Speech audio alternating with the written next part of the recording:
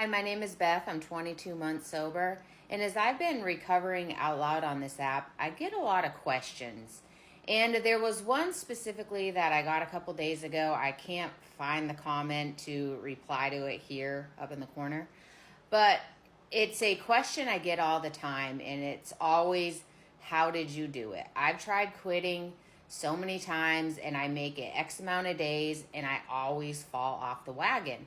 How did you get your last day one to stick? Over my 10-year-long drinking career, I made many attempts to quit drinking. I could write a book about it. But as I look back at my last day one and analyze it and think, what did I do differently?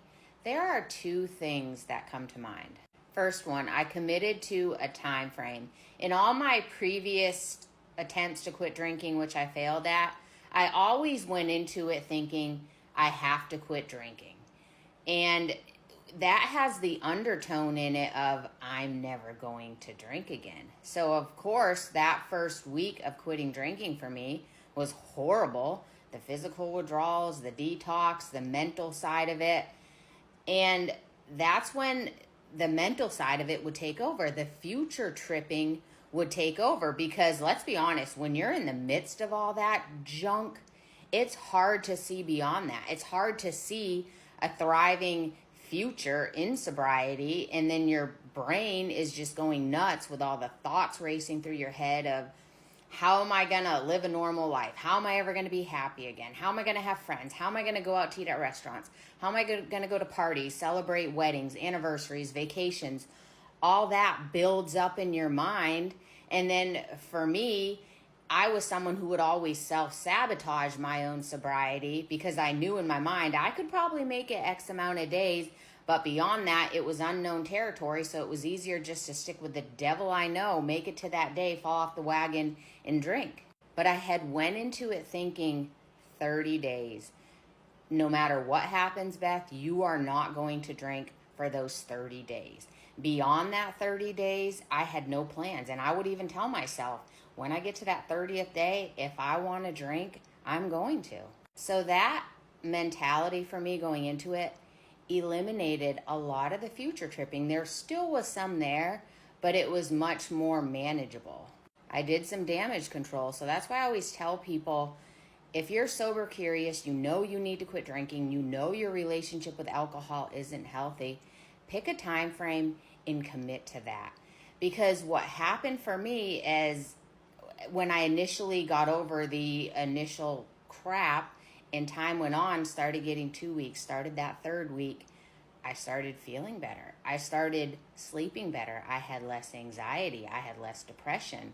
I was waking up with energy, with motivation. I started to see some of the benefits. So when I got to the end of the 30 days, I didn't feel ready just to go back to drinking. I wanted to keep exploring because it piqued my curiosity enough that if I went 30 days and I'm feeling better, what could happen over the next 30 days? So 30 days turned into 60 days. And over those next 30 days, I started seeing more benefits. Got to 60 days, was like, you know what, we might as well go to 90. Got to 90 days, and I just kept moving those goalposts out. And that's a lot of the reason why I've started this Dry July series, a 30-day commitment to not drink. And by the way, today is day 13.